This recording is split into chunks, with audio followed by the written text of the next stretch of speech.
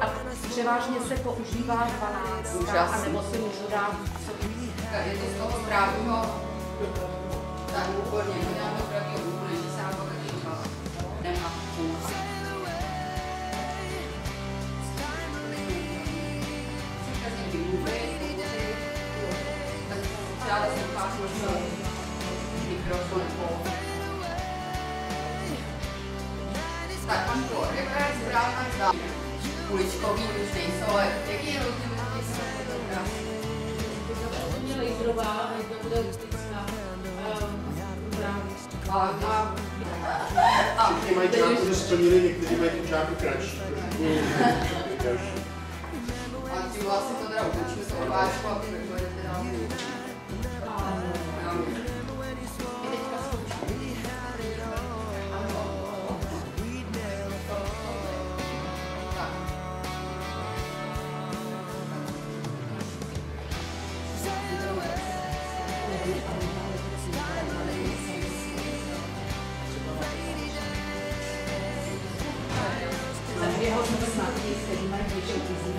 Stáhnout, že logicky může dostat vlastní složky. To, co jsme probírali minulé, tak já nám připomenu, když jsme to stáhnout, tak pravým tlačítkem a nevím, jestli tak to byly nějaké možnosti, že to takhle ukazuju. Vlastně si tam ukáže se nám výpis nějakých nalezených odkazů. A pak jsme si řekli, jak se ten odkaz skládá z části, na kterou už mohu pomoct. No, úplně na závěr, jsme se podívali na konkrétní stránku a stránka se nám vypracuje. Dostává nám otevřený ten dokument, který jsme se teď stáhli a jsme na té stránce. Tak, to bylo k tomu zopakovat ještě nějaké odkazy. Dneska na naše klíčové slovo, které budeme hledat, nebo odkaz, který dáme do toho, bude Malta. Mohli bychom i specifikovat, kdybychom chtěli konkrétní závěr. Co tam na počasí tam je, tam katalog, takže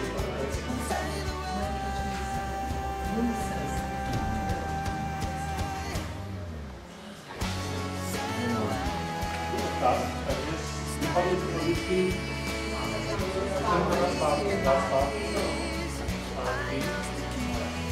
jenom pokud jste použili třeba otevřít nové záložce, což se udělalo dát, tím pádem by tam zůstávají dvě záložka, která představuje výpis toho, co bylo nabídnout.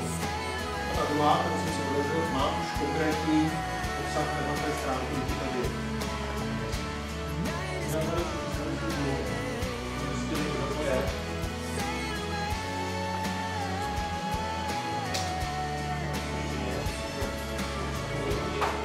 To se mi nachází většinou skutečně odkazy na ostrov, to jsou ostroví Malta, a nikoli na nějaké suché maltové směsi a podobně.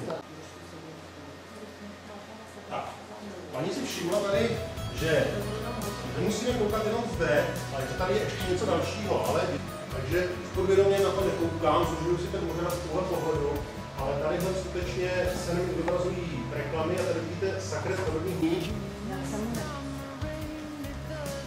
To už to naskočilo? Takhle, když dáte otevřít nové záložce, tak vám zůstane ten výpis.